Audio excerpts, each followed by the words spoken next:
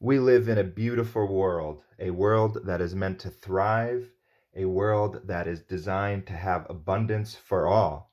But unfortunately, we also live in a world system of things where a very few number of individuals are taking that away from the rest of the individuals because of selfish, self-serving motives.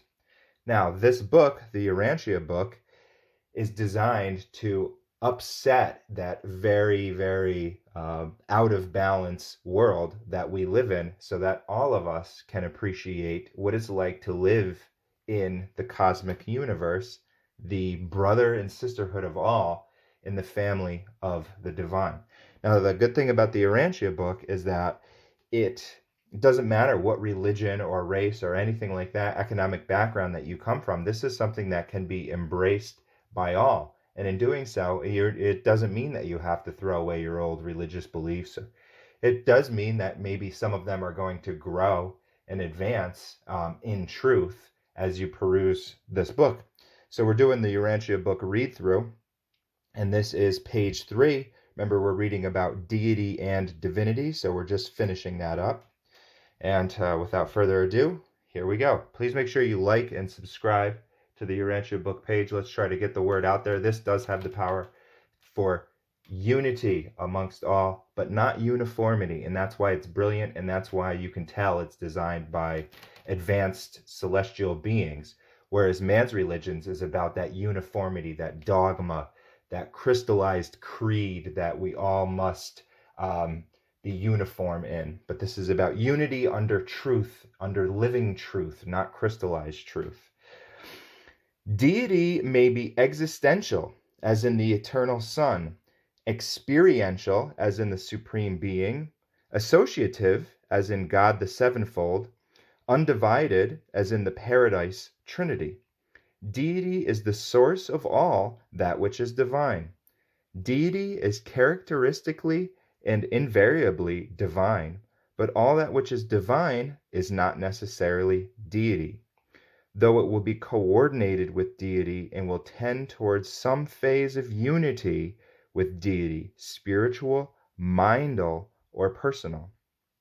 Divinity is the characteristic, unifying, and coordinating quality of deity.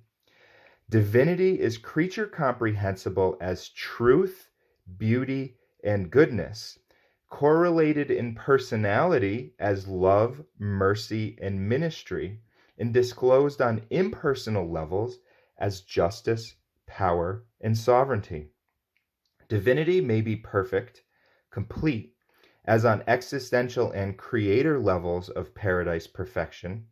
It may be imperfect, as on experiential and creature levels of time-space evolution, or it may be relative, neither perfect nor imperfect, as on certain Havana levels of existential experiential relationships. When we attempt to conceive of perfection in all phases and forms of relativity, we encounter 7 conceivable types. 1. Absolute perfection in all aspects. 2. Absolute perfection in some phases and relative perfection in all other aspects. 3. Absolute, relative, and imperfect aspects in varied association. 4. Absolute perfection in some respects, imperfection in all others. 5. Absolute perfection in no direction, relative perfection in all manifestations. 6. Absolute perfection in no phase, relative in some, imperfect in others. 7. Absolute perfection in no attribute, imperfection in all. God. Evolving mortal creatures experience an irresistible urge to symbolize their finite concepts of God. Man's consciousness of moral duty and his spiritual idealism represent a value level, an experiential reality, which is difficult of symbolization. Cosmic consciousness implies the recognition of a first cause, the one and only uncaused reality. God, the Universal Father, functions on 3 deity personal levels of sub-infinite value and relative divinity expression. 1. Pre-personal, as in the ministry of the Father fragments. such as the thought adjusters. 2. Personal, as in the evolutionary experience of created and procreated beings. 3. Superpersonal, as in the eventuated existences of certain absentite and associated beings. God is a word symbol designating all personalizations of deity. The term requires a different definition on each personal level of deity function and must be still further redefined within each one of these levels, as this term may be used to designate the diverse coordinate and subordinate personalizations of deity. For example, the Paradise Creator Sons, the local universe fathers.